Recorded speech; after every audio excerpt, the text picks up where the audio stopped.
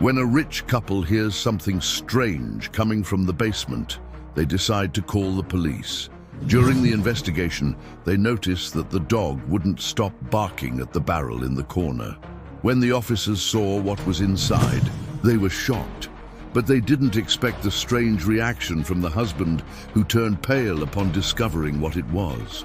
Before we begin, if you, like us, are animal lovers, subscribe now to the channel so you don't miss any exciting stories.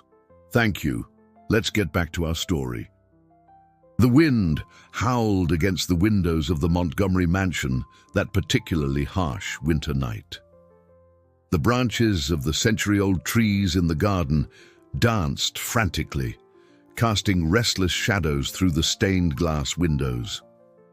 Beatrice watched the storm through the living room window, wrapped in her favorite shawl as she awaited her husband's return. Charles Montgomery was in his office upstairs, immersed in spreadsheets and reports as usual. The success of his ventures was no accident. Every number was meticulously analyzed, every decision carefully calculated. His entire life was built on the bedrock of control and predictability. The wall clock read 9:43 p.m. when the security system emitted a discreet alert. Beatrice felt her heart race as she watched the camera images on her tablet. A hooded figure, carrying a backpack and wearing a heavy coat, had just entered through the back door of the mansion. The businessman immediately dropped his documents and ran to the security monitor installed in his office.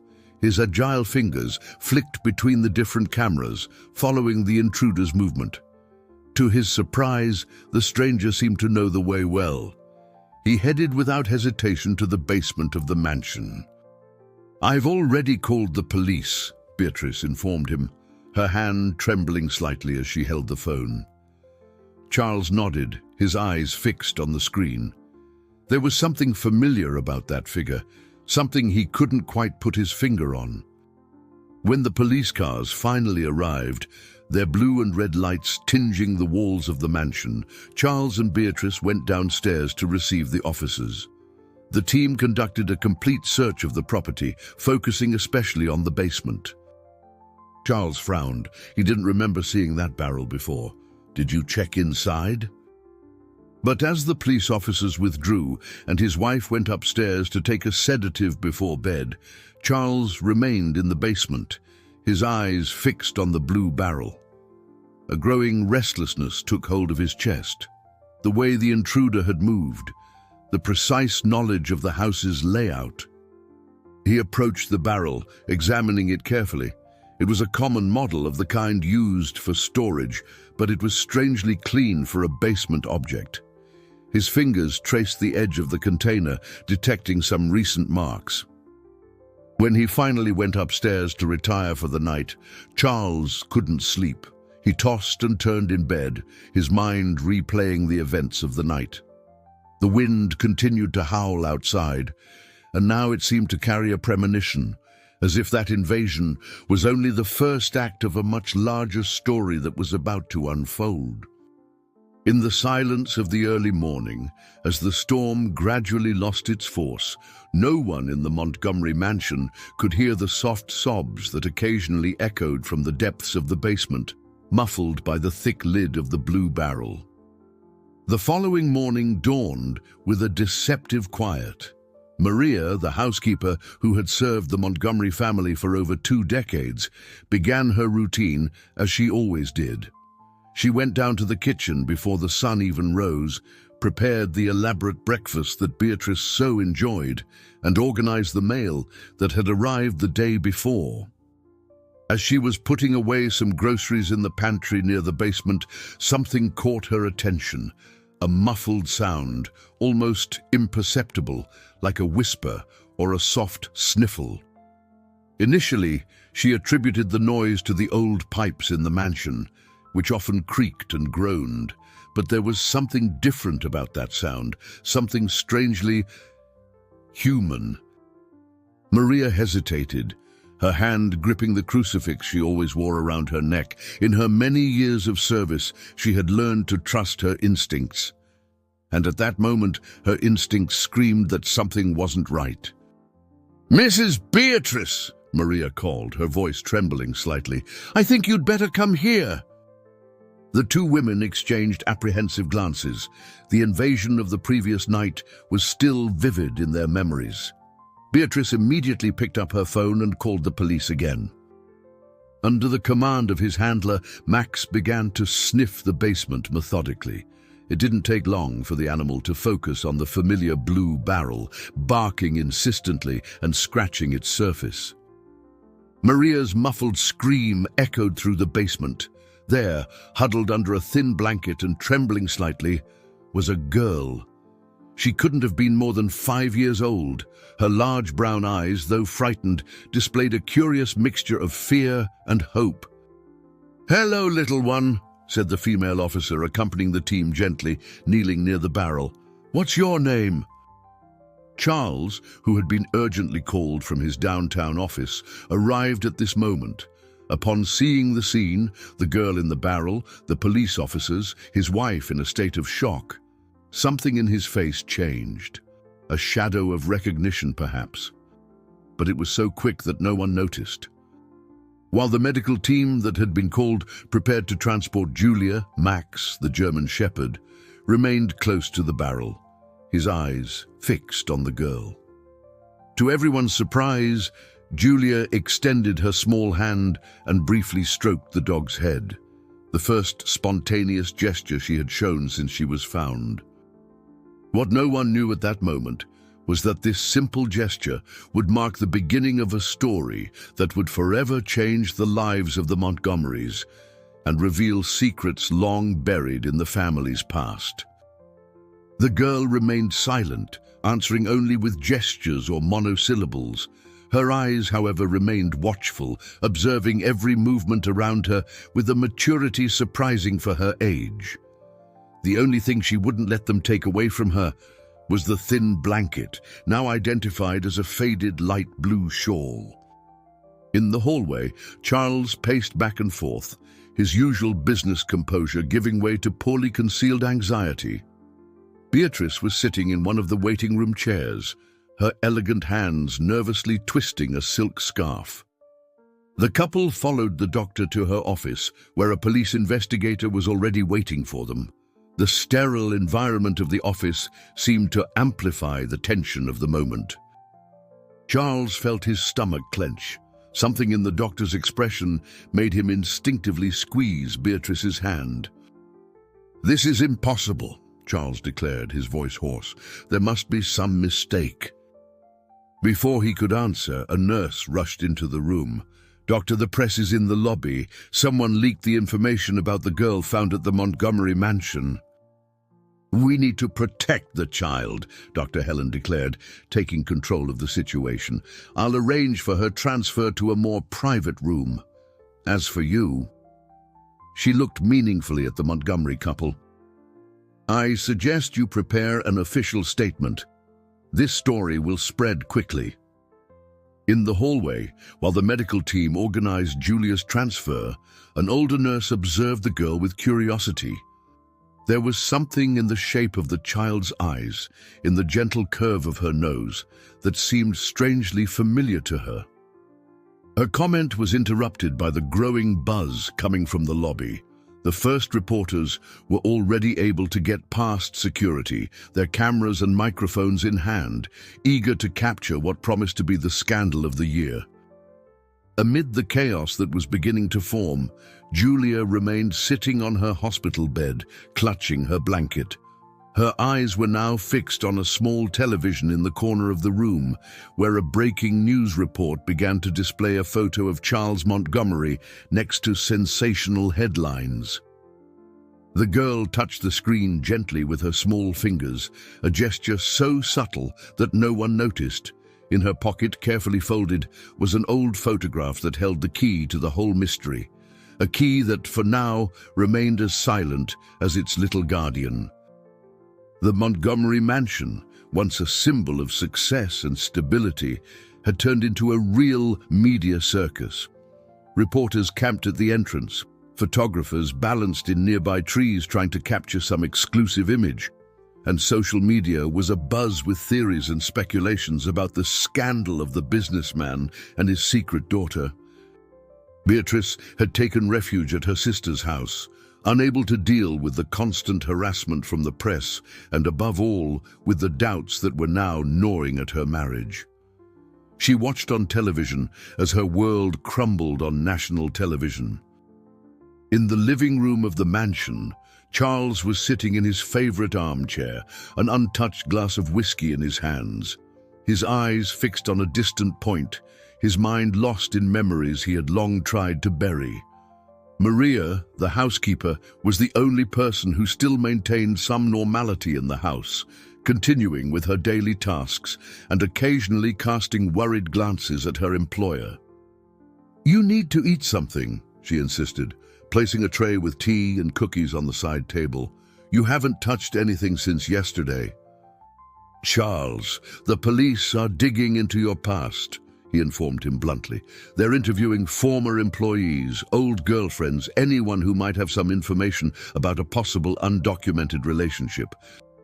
"There's something else," the lawyer continued hesitantly. "The social worker managed to make some progress with Julia.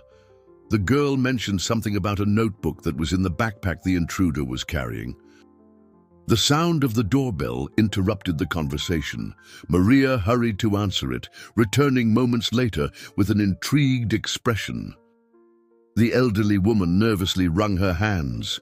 "Mr. Charles, I haven't been able to sleep since I saw the news. There's something you need to know. Something about the letters." "I don't know for sure, but..." She hesitated, searching for something in her purse. "I kept the last one that arrived just before I retired. It didn't seem right to return it, especially after seeing the sender's name."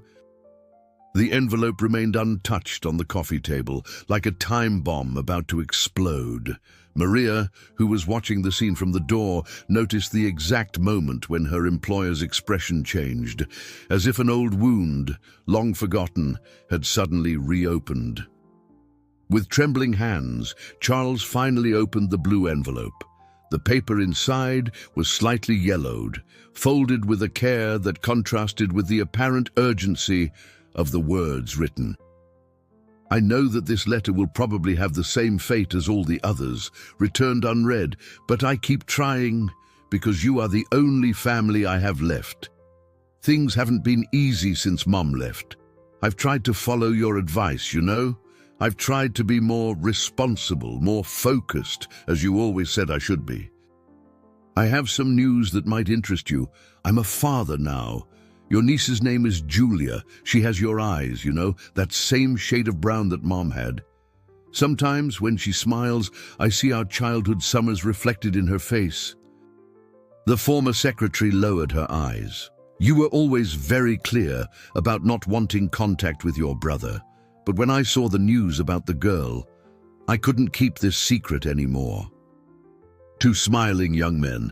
One of them is clearly you younger, the other, well, he looks a lot like you.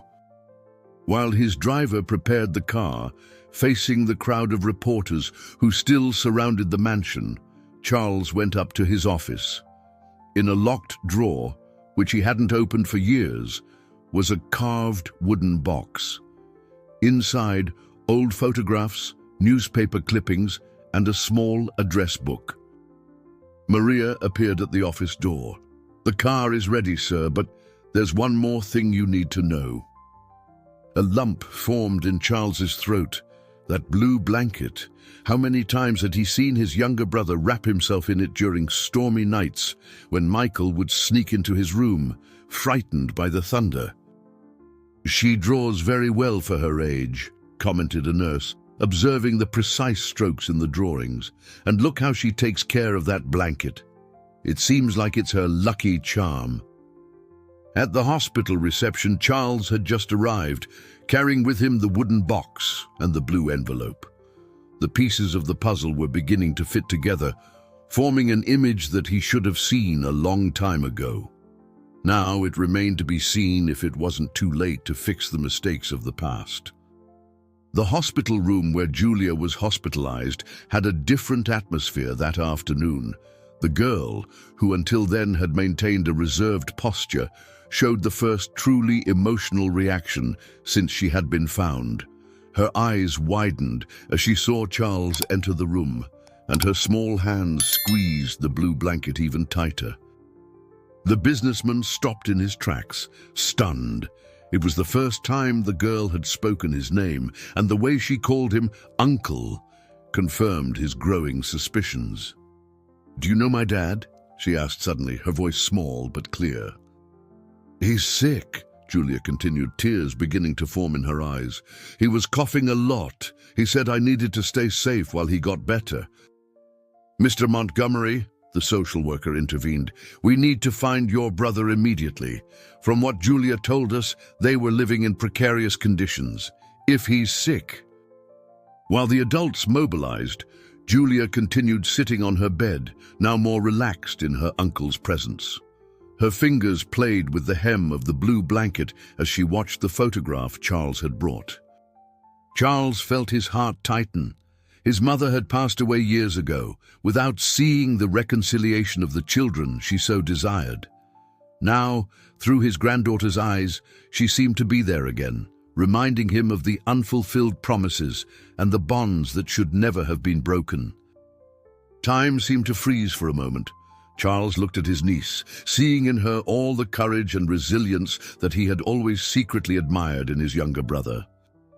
While they prepared Michael's transfer to Santa Cruz Hospital, where he could receive the best treatment, Charles finally understood the true meaning of family, something that his business success and his pursuit of perfection could never teach him. City Hospital was a striking contrast to the luxurious Santa Cruz. Crowded corridors, older equipment, and an atmosphere of constant urgency permeated the environment.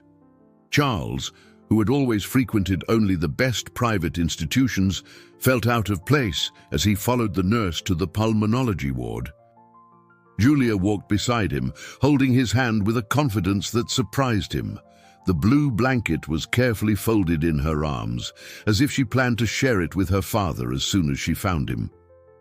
Charles nodded, preparing himself mentally, but nothing could have prepared him for the sight he found upon entering the room. "Daddy!" Julia exclaimed, running to the edge of the bed. Her small hand found her father's, and she immediately began to arrange the blue blanket over him. "Julia, she's..."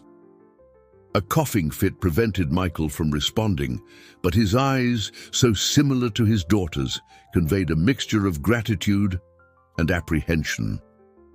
While the medical team prepared Michael for transport, Charles leafed through the notebook, pages and pages of notes on programming, algorithms, and an ambitious project, an app to help people on the streets find employment and housing. The discovery hit Charles like a punch in the gut. While he was building his business empire, convinced that his younger brother was an irresponsible person without ambitions, Michael was struggling not only for survival, but to create something meaningful, something that could help others in a situation similar to his. On the way between the hospitals, with Julia asleep in the back of the ambulance and Michael stabilized under medical care, Charles made a decision that would change not only his family's future, but potentially the lives of many other people. The blue blanket, now covering father and daughter, seemed like more than just a piece of fabric. It was a symbol of resilience, love, and finally, reconciliation. The room at Santa Cruz Hospital was spacious and welcoming, with a privileged view of the internal garden. Michael, still under the effect of mild sedatives, slept a more peaceful sleep, his breathing gradually returning to normal under the care of the specialized team. Julia had been accommodated in a reclining armchair next to her father's bed, finally allowing herself to relax after so many days of tension. Beatrice arrived in the early afternoon after receiving a long call from Charles explaining the whole situation. Her face still showed the marks of sleepless nights, but there was a softness in her gaze when she saw little Julia sleeping. At that moment, Maria arrived, bringing a small suitcase with clothes and personal items for Julia. The housekeeper had dedicated herself to preparing one of the guest rooms of the mansion, transforming it into a welcoming space for the girl. Charles connected the device to his laptop, and his eyes widened at the content. In addition to the application project, there were dozens of photos. Michael had meticulously documented Julia's growth, her first steps, her first day at public school, simple moments of joy, even amidst the difficulties. A soft moan came from the bed. Michael was waking up, his eyes blinking in confusion at the soft light of the afternoon. "I saw it," Charles interrupted. "I saw everything, the app, the notes, your effort to study programming while taking care of Julia. Why didn't you reach out to me before?" At that moment, Julia woke up, her eyes immediately finding her father's. In seconds, she was hugging him, gently ignoring the tubes and monitors. Michael looked questioningly at Charles, who nodded. "You're going to stay with us while you recover. No argument. And then, well, we have a lot to talk about your project." The door opened again, and Dr. Helen entered with the results of the latest tests. "The pneumonia is responding well to treatment," she announced with a smile. "A few more days and we can think about discharge." On the table next to the bed, Michael's old laptop rested next to Charles's modern notebook, an unintentional metaphor for the different paths that their lives had taken and that were now, finally, beginning to meet again. A week had passed since Michael's hospitalization at Santa Cruz Hospital. The room, once austere and clinical, had been transformed into a small, improvised office. While recovering, Michael spent hours explaining his project to Charles, who took meticulous notes on his tablet. "The idea is to create a platform that connects people on the streets with job opportunities and temporary housing," explained Michael, his voice stronger every day. "But not just that. We want to include a mentoring system, psychological support, vocational courses." Julia, who now alternated her time between the hospital and the Montgomery mansion, was sitting on the floor of the room, drawing in a new notebook that Beatrice had given her. Occasionally, she would raise her eyes to watch father and uncle working together, a small smile of satisfaction on her face. "The differentiator is that the app would be managed by people who have already experienced living on the streets," Michael continued, his eyes shining with enthusiasm. "They know the real needs, the challenges." "I had a lot of time to plan," Michael replied, a shadow of sadness passing over his face, "on the nights at the shelter after Julia went to sleep." She had undergone her own transformation that week. The initial shock of the discovery had given way to a genuine affection for her niece and a deeper understanding of the circumstances that had separated the brothers. The drawing showed a large house, clearly the Montgomery mansion, with several people in front. In addition to the family, there were figures with backpacks and smiles, representing the people that her father's app would help. Maria entered the room at that moment, carrying some mail that had just arrived. "Mr. Charles, something important came from the lab." "We can release this to the press," Beatrice suggested. "Put an end to all the speculation at once." "I agree," Charles replied, a plan already forming in his mind. "We're going to do more than that. I'm going to create a foundation linked to the company, focused on social innovation. Your app will be the first project." Julia stood up and hugged her father, then her uncle. The blue blanket, which still accompanied her everywhere, now seemed like a symbol not only of comfort, but of transformation. Outside the hospital, the sun was beginning to set, painting the sky with shades of hope. On the makeshift table, 2 laptops remained open, their development programs running side by side. The beginning of a partnership that promised to change not only the lives of the Montgomery brothers, but of countless other people who, like Michael, needed only an opportunity to start over. The Montgomery mansion had never seemed so alive as on the day Michael and Julia finally left the hospital. The room prepared for the girl was a dream in shades of lilac and white, with a small desk for her drawings and a bookshelf filled with children's books. On the wall, an enlarged photo showed the two Montgomery brothers in their childhood, smiling carefree at the camera. Beatrice had personally supervised every detail of the decoration, discovering in herself a tenderness that she never imagined she possessed. For Michael, she and Charles had prepared the old guest room on the first floor, adapted to ensure his comfort during recovery. "It's the least," Charles replied, placing his hand on his brother's shoulder. "You need adequate tools to develop the project." The news was one more step in the direction of the normality that had long eluded their lives. Michael hugged his daughter, feeling a mixture of pride and gratitude that barely fit in his chest. The project had been given a name, Fresh Start. More than just an app, it was turning into a complete platform for social support. Charles had mobilized a team of developers to help Michael transform his handwritten notes into a functional program. "We're going to need partners," Charles explained, spreading some papers on the table. "I've already contacted some interested companies and NGOs. Your experience will be fundamental to ensure that the project really meets the needs of those who need it most." "You know," he said, adjusting the blue blanket over Julia's shoulders, who had settled in his lap, "I spent so much time trying to prove that I could do everything on my own. I ended up forgetting that family exists precisely for that, to support us when we need it." That night, after Julia went to sleep, the adults gathered in the living room. The fire in the fireplace crackled softly, creating a welcoming atmosphere that invited confidences. The pages of the album told a story of fraternal love that time and circumstances had tried to erase. Photos of birthdays, graduations, everyday moments captured by the loving lens of a mother who always believed in the strength of family ties. Charles picked up one of the loose photos from the album.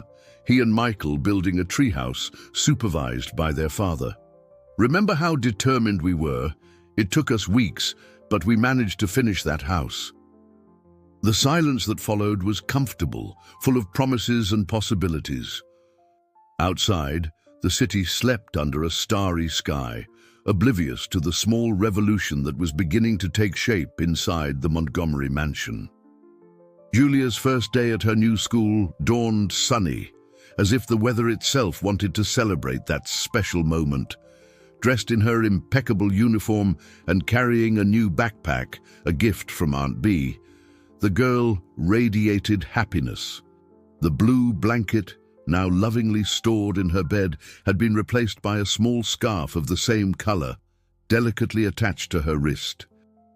"Are you nervous?" asked Michael, adjusting the ribbon in his daughter's hair while they waited for the car at the mansion's entrance. The family's driver, who now served both Charles and Michael, was waiting patiently. Father and daughter got in the car while Beatrice waved from the door. The domestic and peaceful scene was a striking contrast to the weeks of uncertainty they had lived through. Meanwhile, in the Montgomery Company office, Charles was leading an important meeting with potential partners for the Fresh Start project. The conference room was filled with representatives from companies and social organizations, all attentive to the presentation. "The differentiator of our project," Charles explained, showing carefully prepared slides, "is that it was conceived by someone who has lived the reality of the streets. It's not a solution imposed from the top down, but built from real experience." "The issue of health is fundamental," she commented. "Many cannot keep jobs precisely because of untreated medical problems."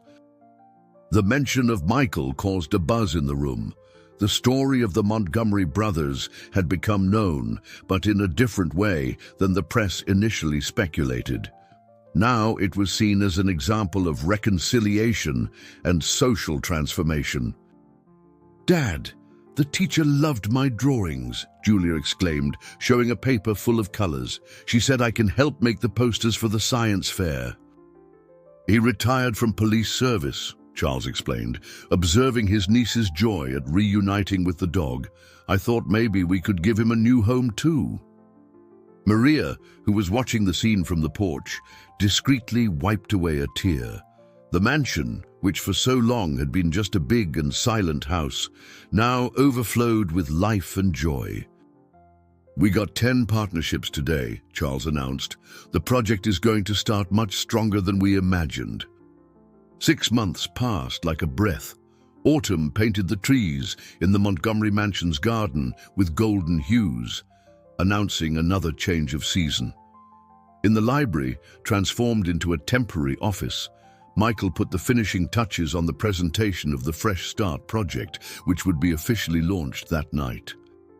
The company auditorium was prepared to receive hundreds of people, businessmen, representatives of NGOs, authorities, and most importantly, people on the streets who had participated in the application's testing phase.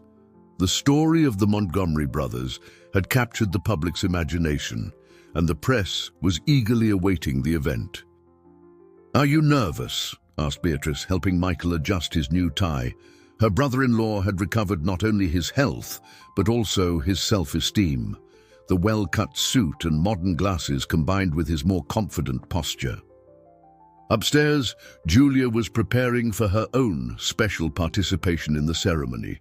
Dressed in a blue dress that matched the scarf on her wrist, her permanent lucky charm, she practiced the words she would say to the public. "I'm sure," he replied, sitting on the edge of the bed. Max, who was inseparable from the girl, approached to receive a caress. "You know, your grandmother always said that courage isn't not being afraid. It's doing something even when you're feeling afraid." The event hall was already almost full when the family arrived. In the front row, Helen, the doctor who had cared for Julia and was now one of the project's main partners, smiled encouragingly. Beside her, Maria held a handkerchief, already prepared for the emotional moment that was to come. 6 months ago, a series of unexpected events completely changed my life and that of my family, he began. I discovered that success in business means nothing if it's not accompanied by purpose and compassion. The most emotional moment, however, came when Julia took the stage hand in hand with her father.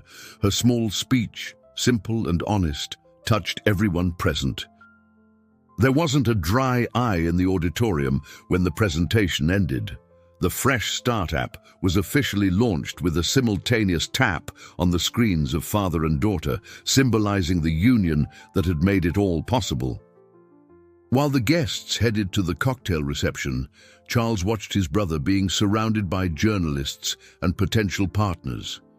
Michael was no longer the younger brother who lived in his shadow. He had become a man with his own light, illuminating the path for others who, like him, just needed an opportunity to start over.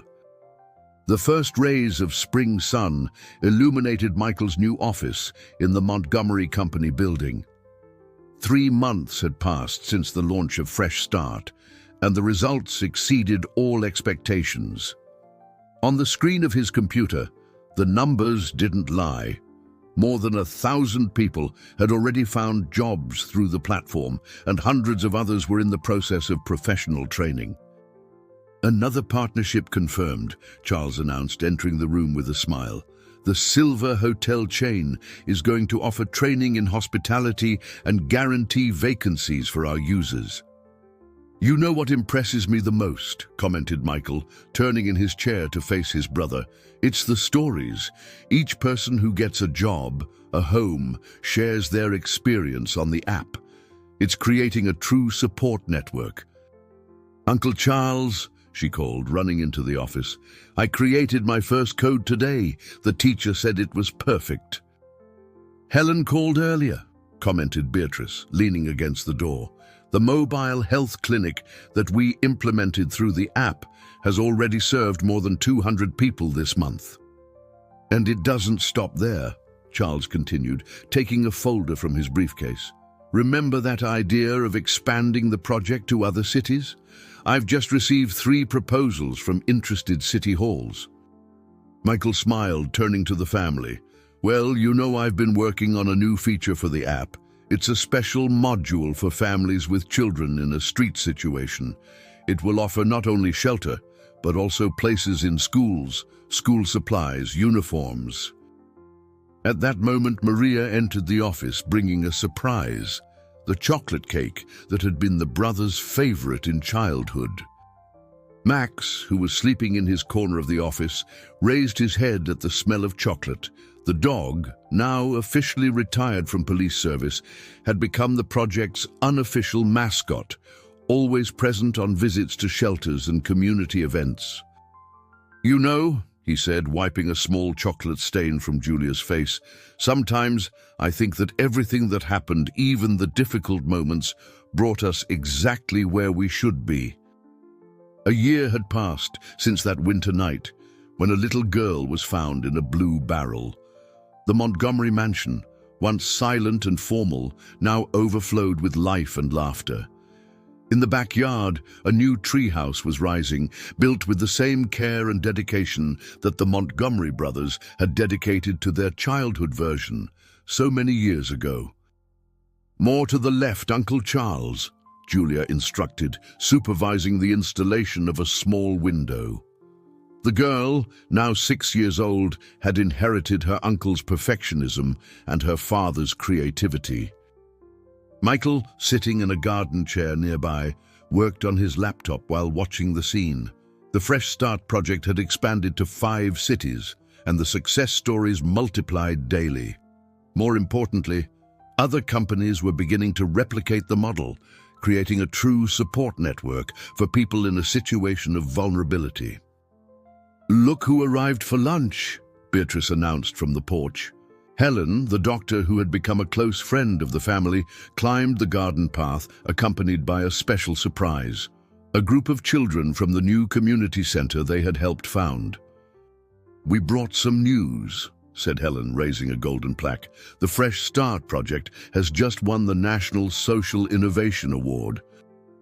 "Look," she said, showing her tablet. "Here you can find schools, doctors, places to live, and the coolest thing is that there are people who have been through all this ready to help." "Remember the first time we met here?" asked Charles, pouring himself some lemonade. "How much has changed since then?" The children played in the garden, supervised by Max, while the adults talked about the next steps of the project. Helen shared exciting stories from the community center, where people who had been helped by Fresh Start were now returning to help others. The blue blanket, now transformed into a kind of project flag, fluttered gently in the afternoon breeze, hanging at the entrance of the treehouse. What had once been a symbol of protection and comfort for a frightened child had become a reminder that sometimes we need to lose everything to find something greater than ourselves. In the late afternoon, when the visitors had already left and the sun began to set, the family gathered in the living room. Julia was sleeping on the sofa, using Max's soft fur as a pillow, while the adults talked in low voices. Charles nodded, his eyes fixed on the photograph of his mother that occupied a place of honor on the wall. She was right, as always. Outside, the first stars were beginning to shine in the sky, silent witnesses of how love, courage, and perseverance could transform not only a family, but an entire community. And in the treehouse, the blue blanket continued to flutter gently, like a flag of hope for all who were still searching for their own fresh start.